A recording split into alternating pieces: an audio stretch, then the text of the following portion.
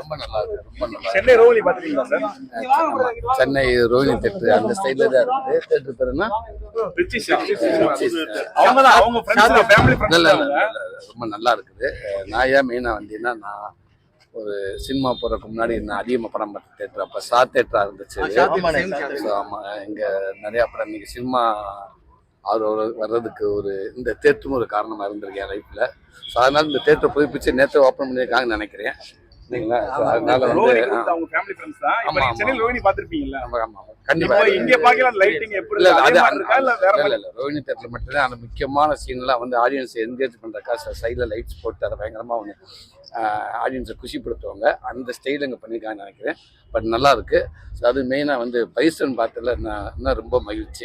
Bison படம் எப்படி sir? ரொம்ப நல்லா இருக்குங்க. ரொம்ப நல்லா இருக்கு. பார்க்க வேண்டிய படம்.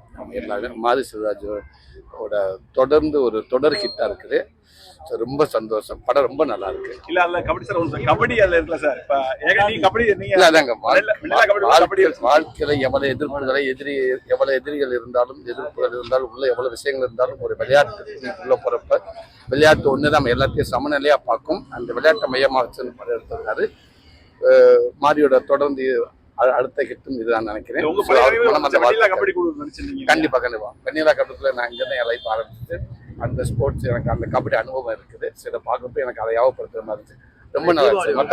அடுத்த எல்லா படத்துக்கும் மண்டாடி ரொம்ப நல்லா. இதே மாதிரி அது ஒரு ஸ்போர்ட்ஸ் தான். இது எப்படி கபடி கிரவுண்ட்ல இருக்கு அது மாதிரி ஒரு மிகப்பெரிய ஒரு ஸ்போர்ட்ஸ். அது நிறைய பேருக்கு புதுசா இருக்கு மண்டாடி பாக்குறதுக்கு. என்னன்னா அது 20 முகவே மைண்டன்ஸ் ஒரு மிகப்பெரிய ஒரு டீம். அது கடல்ல ஃபுல்லா ரேஸ், அந்த பாய்மரப்பட்டு போற கடல்ல ரேஸ்.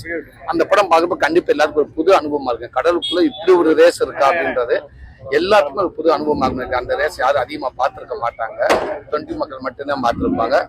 அது ஆரம்பிச்சு நல்லபடியா போயிட்டு இருக்கு படம். இனி அடுத்த செட் ரெடியா இருக்கும்.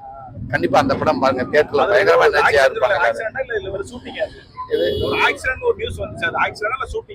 ஒரு சின்னது நடந்துச்சு. யாருக்கும் பாதிப்பு சரியா? ஹாப்பி தீபாவளி. எல்லாரும் தீபாவளி கொண்டாடுங்க. கவனமா கொண்டாடுங்க. குடும்பத்தோட கொண்டாடுங்க.